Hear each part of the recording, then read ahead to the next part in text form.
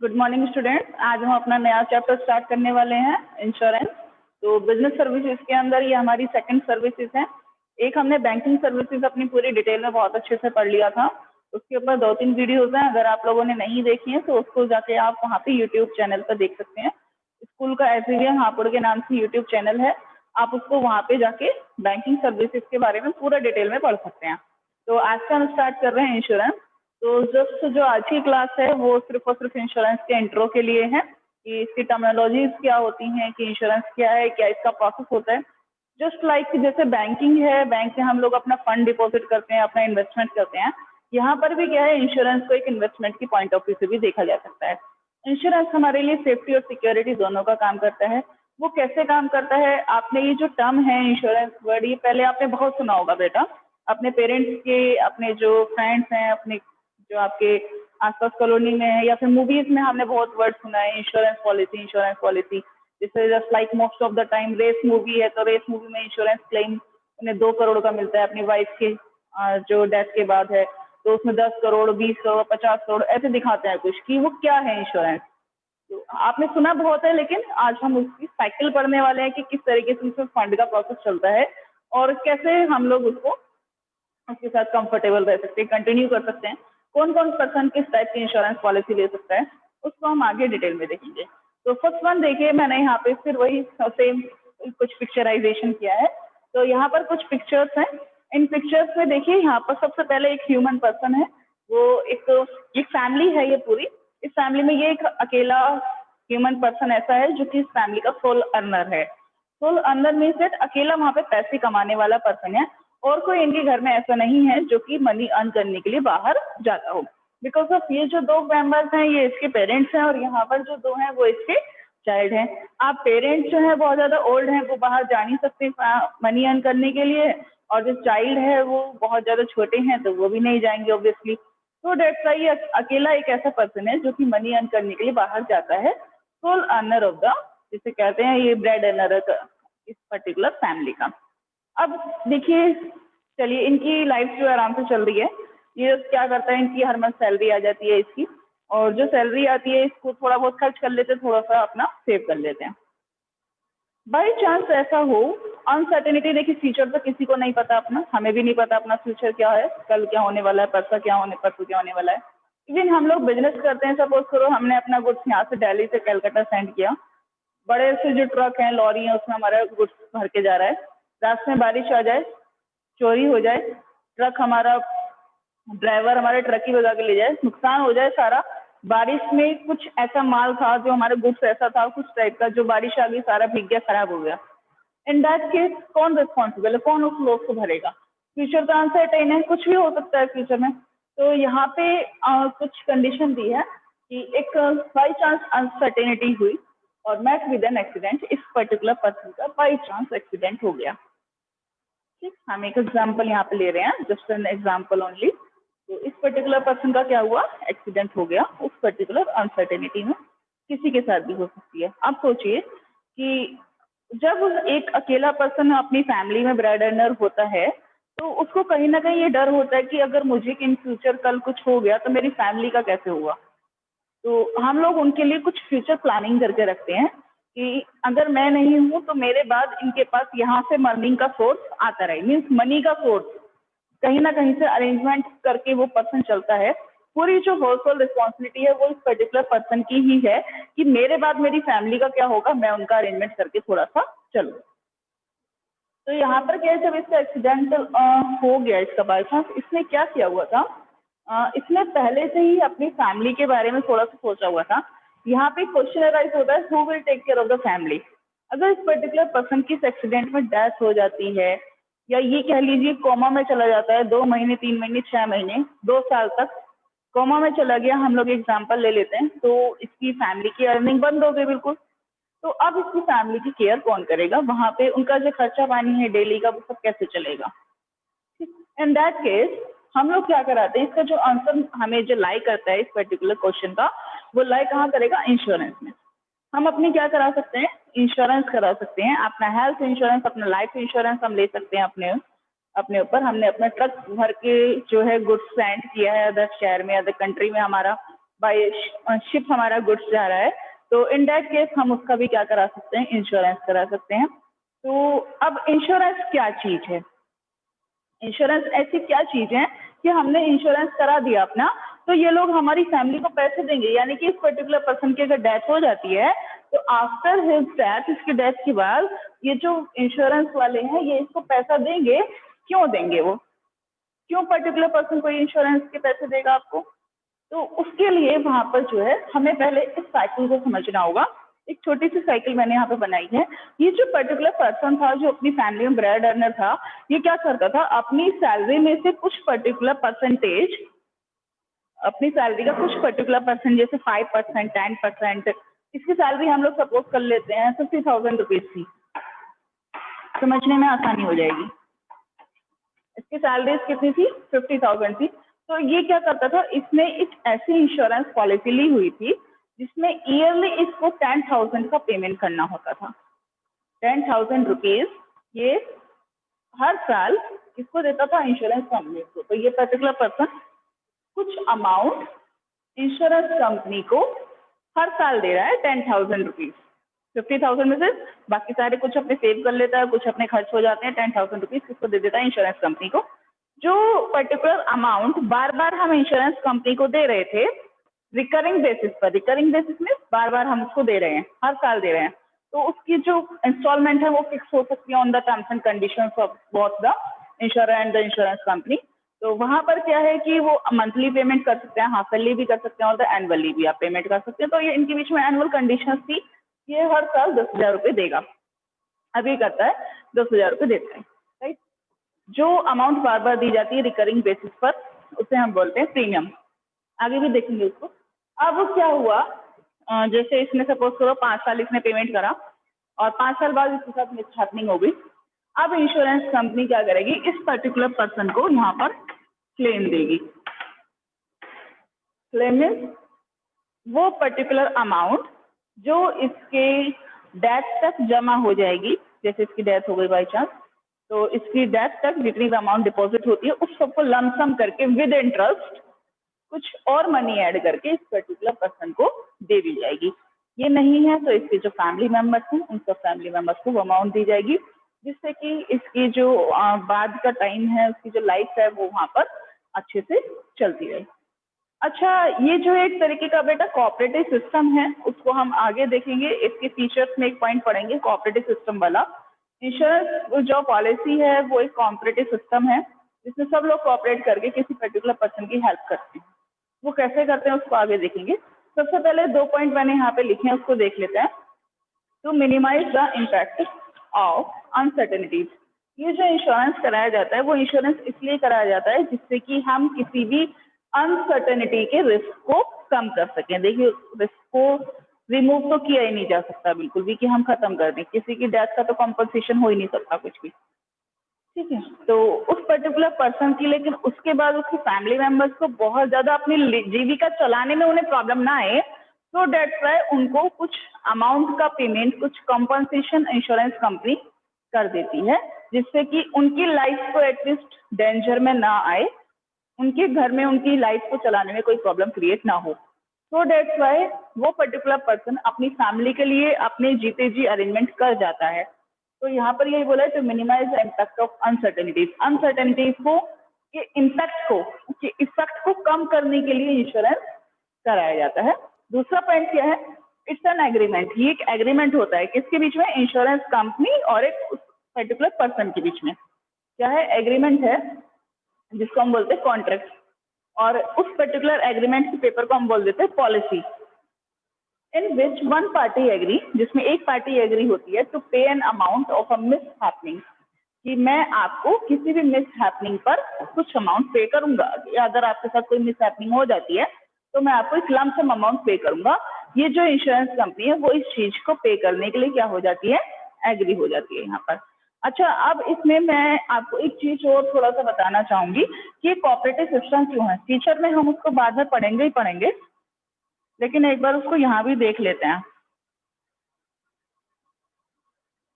देखिए, एक प्रोसेस पढ़ते हैं पूरा कि एक्चुअली में साइकिल में चल क्या रहा है। होता क्या है, ये इंश्योरेंस कंपनी है,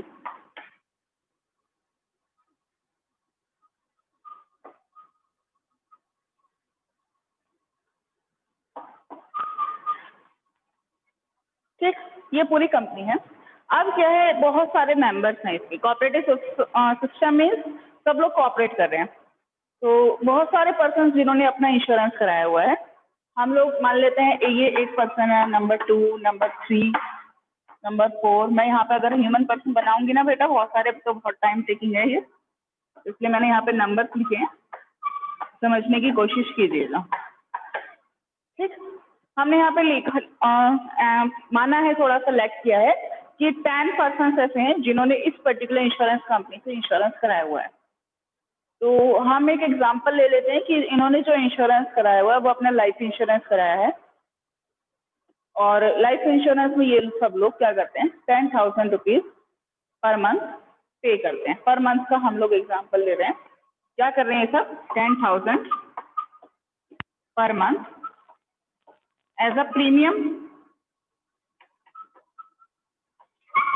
इंश्योरेंस कंपनी को पे कर रहे हैं। तो इसने 10,000 दिए, इसने दिए, इसने दिए, इसने दिए, इसने दिए, सब पर्टिकुलर पर्सन ने 10,000 रुपीज दिए। कितने मेंबर हैं, पूरे 10। पूरे 10 मेंबर्स हैं, 10 इंटू 10 कितने हो गए। एक तरीके से देखिए, इंश्योरेंस कंपनी के पास 1 लाख का एक बड़ा अमाउंट क्या हो गया, कलेक्ट हो गया। पर मंथ हो रहा है ये कलेक्ट, पर मंथ 1 लाख का एक बड़ा अमाउंट, लमसम अमाउंट कंपनी के पास हर महीने सबमिट हो रहा है। अब ये सब लोग जो हैं पूरे 12 के 12 मंथ ऐसे डिपॉजिट कर रहे हैं, सही। तो ये तो 1 मंथ का है, 12 मंथ का पूरा कितना हो गया, 12 लाख। तो पूरे साल के, एक साल के इनके पास कितने पैसे आ जाते हैं, इंश्योरेंस कंपनी के पास 12 लाख रुपए एज अ प्रीमियम आते हैं, राइट। अब ऐसा तो है नहीं कि जिन सब ने इंश्योरेंस कराया है उन सबके साथ मिसहैपनिंग हो जाएगी, सबके साथ ऐसी पॉसिबिलिटी नहीं होती। सबने इन्वेस्टमेंट पर्पज से भी कराया है इंश्योरेंस पॉलिसी। तो यहाँ पर क्या है, अगर इनमें से किसी एक पर्सन के साथ कोई मिसहैपनिंग हो जाती है, हमने सोचा कि इसके साथ मिसहैपनिंग हो गई और इसकी डेथ हो जाती है एक्सीडेंट में, तो ये जो लमसम अमाउंट है, यानी कि ये तो 1 साल की है 12 लाख रुपए, इसने अगर ये मान के चलिए 10 साल तक, कितने साल तक, 10 साल तक इंश्योरेंस पॉलिसी फिल करी है, इंश्योरेंस का प्रीमियम दिया है, तो इसे 12 लाख 1 साल का इंटू 10 प्लस इंटरेस्ट, वो सारी अमाउंट इसको लम सम में मिल जाएगी इसकी फैमिली को। सोचिए, जिसके पास कोई आगे रास्ता ना हो देखने के लिए, जिसकी फैमिली का एक main important person bread earner अब नहीं रहा, तो उसके लिए ये जो उसको अमाउंट मिलेगी तो वो एक बहुत बड़ी अमाउंट होगी और वो लोग अपनी लाइफ बहुत अच्छे से आगे चला सकते हैं। सो दैट्स व्हाई इंश्योरेंस जो है वो एक बहुत अच्छा पॉजिटिव एस्पेक्ट है। ये फाइनेंशियल इंस्टीट्यूशंस होते हैं, ये भी बैंक की तरह वर्क करते हैं। अब ये भी इंटरेस्ट कहाँ से देंगे, सोचिए कि ये लोग क्या 12 लाख रुपए अपने पास रख के बैठेंगे हर महीने, अपने पास इन्होंने एक बहुत बड़ा सा लॉकर बनाया, उसमें पैसे सबके रखते रहेंगे, नहीं। इनका एक अकाउंट होता है, वो इस जैसे सब ने यहाँ पर मनी डिपॉजिट की, ये क्या करते हैं, एक सप्लाई साइड दूसरी साइड भी है, ये इस पैसे को आगे डिपॉजिट करते हैं फर्दर, इस मनी को क्या करते हैं, फर्दर डिपॉजिट करते हैं डिफरेंट फाइनेंशियल इंस्टीट्यूशंस में एज अ लोन, लोगों को लोन प्रोवाइड कराते हैं, लोन दे सकते हैं लोगों को, या फिर सबसे एक बहुत अच्छा मेथड आज की डेट में है शेयर। इट मीन्स सिक्योरिटीज, जो डिफरेंट टाइप की सिक्योरिटीज हैं, उसमें इस पैसे को वो लोग यूज करते हैं, इस मनी को यूज करते हैं, वहां पर इन्वेस्ट करते हैं, वहां से डबल इंटरेस्ट लेते हैं। इंटरेस्ट कितना लिया, यहाँ से 30% इंटरेस्ट मिल रहा है, प्लस ओनरशिप मिल रही है, प्लस डिविडेंड मिल रहा है, और उसको यहाँ पे एज अ इंटरेस्ट अगर वो 10% भी दे रहे हैं तो क्या जा रहा है, 20% का तो इनका प्रॉफिट हो रहा है ना, 20% को तो इनका प्रॉफिट हो रहा है, 30% यहाँ से ले रहे हैं और 10% यहाँ पर दे रहे हैं, बीच का जो 20% है वो क्या इनका प्रॉफिट है। तो सो डेट्स वाई इस तरीके से पूरी इंश्योरेंस कंपनी की क्या चलती है, साइकिल चलती है। ये लोग वो अपने सारे मेंबर से मनी कलेक्टिवली लेते हैं, इस कलेक्टिवली मेंबर्स को मनी को अपने पास सिक्योर रखते हैं, इस सिक्योर्ड मनी को ऐसे नहीं है अपने पास लॉकर में रख लेते हैं, उसके बाद उसको आगे सिक्योरिटीज में इन्वेस्ट करते हैं, लोगों को ऐसा लोन देते हैं, जो भी सब आपकी डिमांड साइड है मनी की वहां पर इन्वेस्ट करते हैं, वहां से ज्यादा रेट ऑफ इंटरेस्ट चार्ज करके, ज्यादा रेट ऑफ इंटरेस्ट चार्ज करते हैं 30% 35% उसको चार्ज करके थोड़ा सा इंटरेस्ट हम लोगों को प्रोवाइड करा देते हैं। बीच का जो डिफरेंस होता है वो इन लोगों की अर्निंग होती है। और अगर किसी पर्टिकुलर पर्सन जो इसके सभी मेंबर्स बने हैं, जिन्होंने जो सब लोग मिलकर प्रीमियम दे रहे हैं, अगर किसी के साथ में सैपलिंग हो जाती है तो वो लंप सम अमाउंट वहां से निकाल करके उस पर्टिकुलर पर्सन को, इंडिविजुअल पर्सन को दे दिया जाता है। इस तरीके से ये पूरा प्रोसेस यहाँ पर इंश्योरेंस का चलता है। अब यहाँ पर क्या है, इसके डिफरेंट टाइप्स हैं इंश्योरेंस के कि कुछ पर्टिकुलर लाइफ इंश्योरेंस पॉलिसी होती हैं, कुछ जनरल इंश्योरेंस पॉलिसीज होती हैं। जनरल में भी बहुत सारे टाइप्स हैं। थेफ्ट इंश्योरेंस भी होता है कि मेरे घर में चोरी हो गई, ठीक है, हम लोग जो है शिप पर जाते हैं, शिप में जो है गुड्स, वहाँ पे सपोज करो सुनामी वगैरह आ गई, बाढ़ आ गई, तो सारा जो शिप का हमारा गुड्स था सब खराब हो गया, जहाज ही डूब गया पूरा। इन दैट केस हम मराइन इंश्योरेंस वहाँ पर कराते हैं, ठीक है। तो जो फायर इंश्योरेंस है वो अलग होता है, आग लगने का। थेफ्ट इंश्योरेंस अलग होता है। तो सब डिफरेंट टाइप के इंश्योरेंस है, उसके बारे में हम आगे बहुत डिटेल में पढ़ने वाले हैं सारी चीजें। तो आज कुछ पॉइंट्स इसकी फीचर्स के देखते हैं। 2 टर्मिनोलॉजी बेटा इसमें और रह गई है।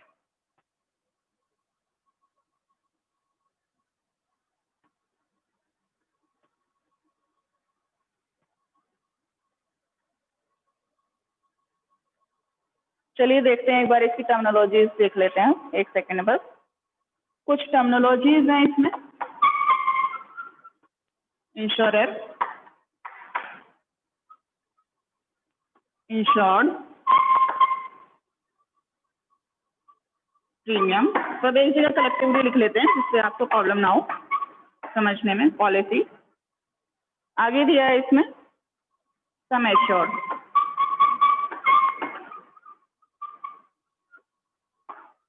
ठीक है। ये क्या वर्ड्स है, क्या टर्मिनोलॉजीज हैं, क्योंकि ये टर्मिनोलॉजीज बार बार आएंगी आगे, तो डेट का इनको यहाँ पे समझ लेना बहुत ज्यादा जरूरी है। आगे ये वर्ड नहीं बोला जाएगा वहाँ पे कि जिसने इंश्योरेंस कराया, जिसने इंश्योरेंस कराया। वहां पर वो सिंपली एक पर्सन पर्टिकुलर वर्ड यूज करेगा, इंश्योरर और द इंश्योर्ड। तो आपको समझना पड़ेगा कि वो उसका मीनिंग वहां पर क्या कहना चाह रहा है, ठीक। तो सबसे पहले देखिए यहाँ पे इंश्योरर का है। इंश्योरेंस मीन्स दैट वो पर्टिकुलर पर्सन जो कि इंश्योरेंस कर रहा है, जस्ट लाइक आपकी इंश्योरेंस कंपनी। इंश्योरेंस कंपनी ने तो इंश्योरेंस किया है, तो जो इंश्योरेंस कर रहा है वो कौन है, इंश्योरर है। जिसका इंश्योरेंस किया जा रहा है वो, इट मीन्स दैट वो individual particular person whose insurance has been done, जिसका इंश्योरेंस किया गया, इंडिविजुअल पर्सन जिसका इंश्योरेंस किया गया वो इंश्योर्ड है। जैसे मैंने अपने नाम पे लाइफ इंश्योरेंस पॉलिसी ली है तो मैं इंश्योर्ड हूँ, ठीक, और insurance company is the insurer. इसके बाद प्रीमियम क्या है, मैंने इंश्योरेंस पॉलिसी ली है, इंश्योरेंस कराया अपना इंश्योरेंस कंपनी से।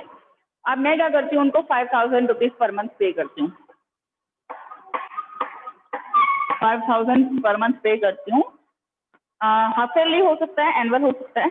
मीन्स दैट इन शॉर्ट हम यहाँ पे लिख सकते हैं कि एक पर्टिकुलर अमाउंट जो कि रिकरिंग बेसिस पर पे की जाती है,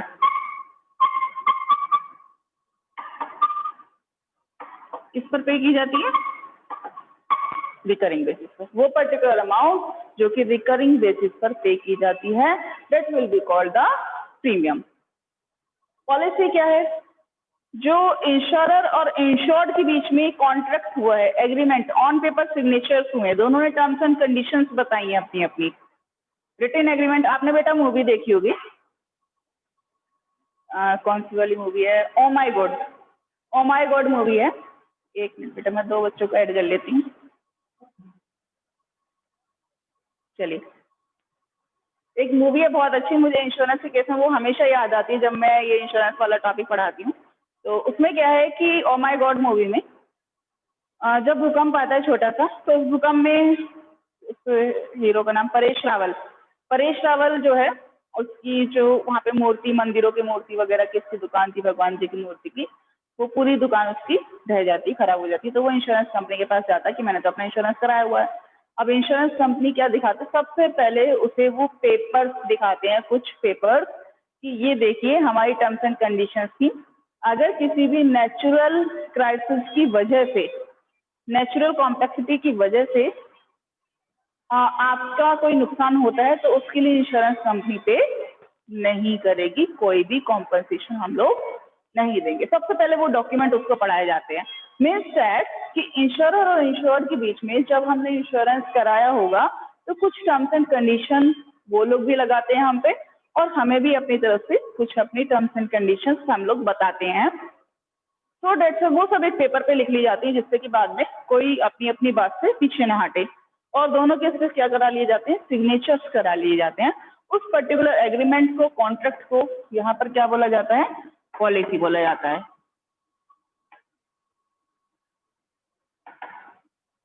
अब बात करते हैं सम एश्योर्ड। सम एश्योर्ड क्या है? सम एश्योर्ड जैसे कि मैंने आपको अभी बताया कि ये क्या है, पूरा कोऑपरेटिव सिस्टम है। इस पूरे कोऑपरेटिव सिस्टम में सब लोग एक पर्टिकुलर अमाउंट प्रीमियम की पे कर रहे हैं, और प्रीमियम की अमाउंट पे करने के बाद कलेक्टिवली अगर उसमें से किसी एक पर्सन के साथ मिस हैपनिंग हो जाती है तो वो सारी अमाउंट एश्योर्ड करके पूरी कलेक्टिवली उस पर्टिकुलर पर्सन को दे दी जाती है। राइट, उस पर्टिकुलर पर्सन को हमने उसकी अमाउंट दे दी, तो वो क्या है, वहां पर सम एश्योर्ड है। वो पूरी अमाउंट जो एज अ क्लेम उस पर्टिकुलर पर्सन को दी जा रही है जिसने इंश्योरेंस कराया हुआ है। जिस पर्टिकुलर पर्सन ने इंश्योरेंस कराया हुआ है, मिस हैपनिंग के बाद, after the mishappening, as a claim उसको जो अमाउंट दी जा रही है वो क्या है, आपकी सम एश्योर्ड है, मीन्स क्लेम की अमाउंट।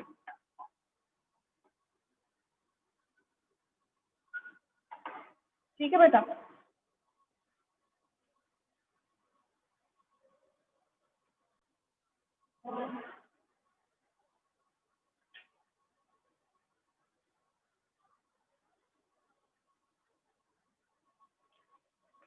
चलिए, इसके बाद एक दो फीचर्स हम लोग पढ़ेंगे बेटा। कुछ फीचर्स इसके दिए गए हैं, तो उसमें से सबसे पहले एक देख लेते हैं, टू पार्टीज।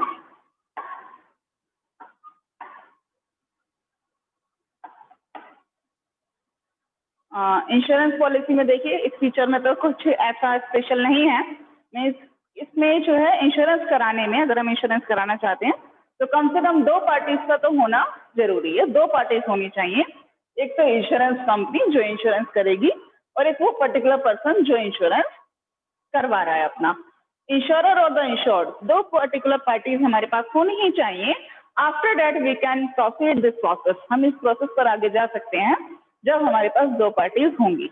एक इंडिविजुअल पार्टी के थ्रू हम इस पर्टिकुलर कॉन्ट्रैक्ट को कंप्लीट नहीं कर सकते। सेकंड पॉइंट इसमें दिया है, based on the utmost good faith.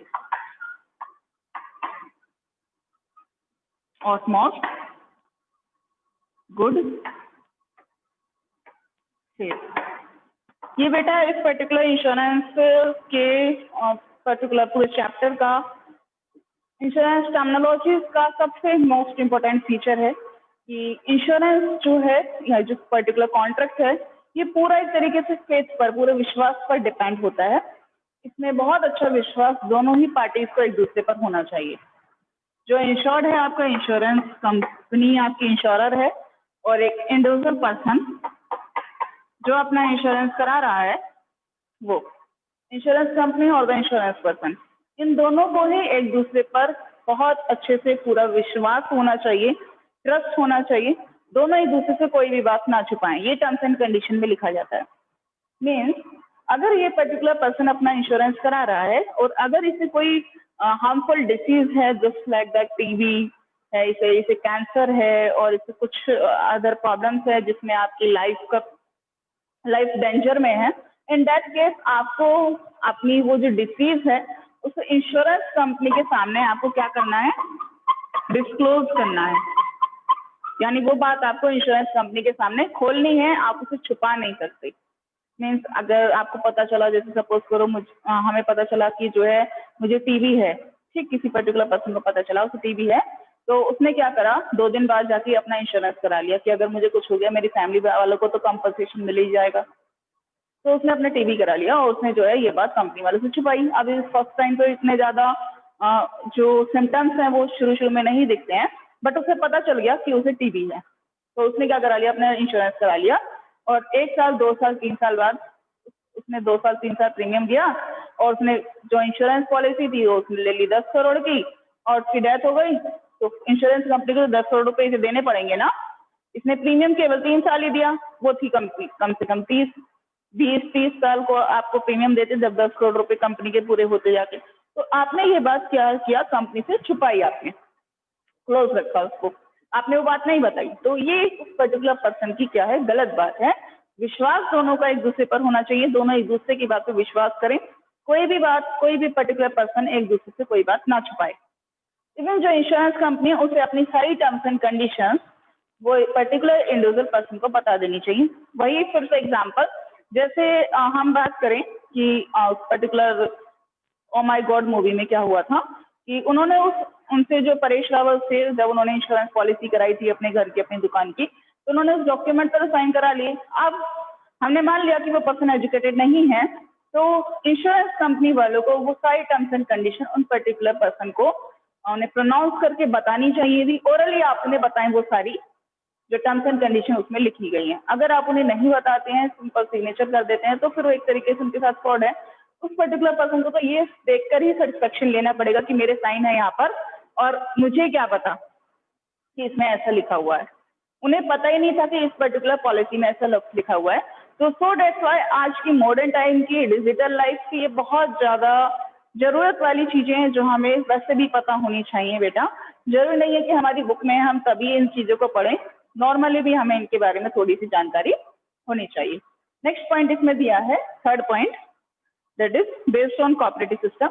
ये मैंने अभी आपको बता दिया था बेस्ड ऑन कोऑपरेटिव सिस्टम। तो हम नेक्स्ट पे चलते हैं, point number 4, free from expected risk. मैं यहाँ पे पॉइंट नंबर 4 ही लिख रही हूँ बेटा, या 3 लिखते हैं हम। Free from expected risk. बस ये लास्ट पॉइंट आज पढ़ेंगे, तो टाइम ओवर होने वाला है। ये जो पर्टिकुलर इंश्योरेंस अगर हम कराते हैं, दो पार्टीज के बीच में इंश्योरेंस होता है, तो इससे होता क्या है कि हम अपने एक्सपेक्टेड रिस्क, जो इन फ्यूचर होने वाला रिस्क है, उससे थोड़ा सा फ्री हो जाते हैं। हमें ऐसा लगता है हम तो प्रीमियम दे ही रहे हैं, हम तो अपना प्रीमियम दे ही रहे हैं, जो अगर कोई मिस हैपनिंग हो जाती है तो क्लेम कौन करेगा, इंश्योरेंस कंपनी देगी। फिर हम अपने घर से पैसे देने की नीड नहीं है। जैसे सपोज करो कपड़े की दुकान है बहुत बड़ी, और गारमेंट्स की, अपनी साड़ियों की दुकान है, तो आप क्या करते हैं, आपने अपनी शॉप का इंश्योरेंस कराया हुआ, तो आप जो है वहाँ पे 10,000 रुपये साल के क्या देते हैं, इंश्योरेंस भरते रहते हैं। 10, 20, 30, 40 साल हो रहे हैं और आपका वो इंश्योरेंस जा रहा है। अचानक से क्या हुआ कि 20 साल हो गए और 20 साल बाद आपकी जो शॉप है उसमें आग लग गई, फायर हो गया, तो वहाँ पे जो है सारा जो गुड्स है वो सब खराब हो गए, वहाँ की पॉलिशिंग, वहाँ की जो लाइटिंग थी सब बेकार हो गई, सारी जो वॉल्स वगैरह हैं, सारा जो आपका शोरूम था सब वो वहाँ पे क्या हो गया, बिल्कुल एक तरीके से चौस हो गया, सब कुछ वहाँ पे बेकार सा गया है। तो अब वहाँ पे कुछ भी नहीं है, तो आपको एटलीस्ट पेंट वगैरह भी सारा इनोवेशन, सारा इंट्रोवेशन सब दोबारा करना पड़ेगा। इन दैट केस तो आप तो जो 20 साल से प्रीमियम फील कर रहे थे वही आपके काम आएगा, आपको अपनी जेब से उस दुकान में अब लगाने की कुछ जरूरत नहीं है। तो आपका जो एक्सपेक्टेड रिस्क था वहाँ पे, जो आपका होने वाला रिस्क था, वो क्या हो गया, कम हो गया है, आप उससे बिल्कुल फ्री हो गए हैं। अब वो क्लेम आपको कौन देगा, इंश्योरेंस कंपनी देगी, क्योंकि आपके साथ मिस हैपनिंग हो गई है। आफ्टर द मिस हैपनिंग जो आपने इतने साल तक वहाँ पे प्रीमियम फील किया है एज अ रिकरिंग अमाउंट, तो वो आपको एज अ क्लेम कंपनी देगी लंप सम अमाउंट के रूप में। टोटल आपको जोड़ के विद इंटरेस्ट वो सारी चीजें दे दी जाएंगी। तो आप क्या हो गए हैं, उस एक्सपेक्टेड रिस्क से बिल्कुल फ्री हो गए। एक और पॉइंट इसके जैसा ही यहाँ पर दिया है बेटा, पॉइंट नंबर इसमें 5 दिया है, ट्रांसफर ऑफ एक्सपेक्टेड रिस्क लो। तो एक तरीके से देखा जाए तो आपने यहाँ पर क्या किया है, ट्रांसफर ऑफ एक्सपेक्टेड लॉस, अपने लॉस को आपने ट्रांसफर ही तो कर दिया दूसरे पर्टिकुलर पर्सन को। आपका जो लॉस था, उस पर्टिकुलर इंडिविजुअल पर्सन का लॉस था, उसने उस लॉस को इंश्योरेंस कंपनी को क्या कर दिया, ट्रांसफर कर दिया। इंश्योरेंस कंपनी को आप एज अ प्रीमियम देते जा रहे हैं, इंश्योरेंस कंपनी मिस हैपनिंग पे आपको क्या किया है, क्लेम किया। तो ये जो था आपका लॉस, वो क्या हो गया, दूसरे पर्सन को ट्रांसफर हो गया। आज हम केवल इतना ही फीचर्स पढ़ेंगे, बाकी हम कल कंटिन्यू करेंगे। Thank you and have a nice day to all of you. इससे रिलेटेड, आज के टॉपिक से रिलेटेड अगर कोई आपको प्रॉब्लम या क्वेरी रह जाती है तो आप मुझे व्हाट्सएप कर सकते हैं। Thank you and have a nice day to all of you.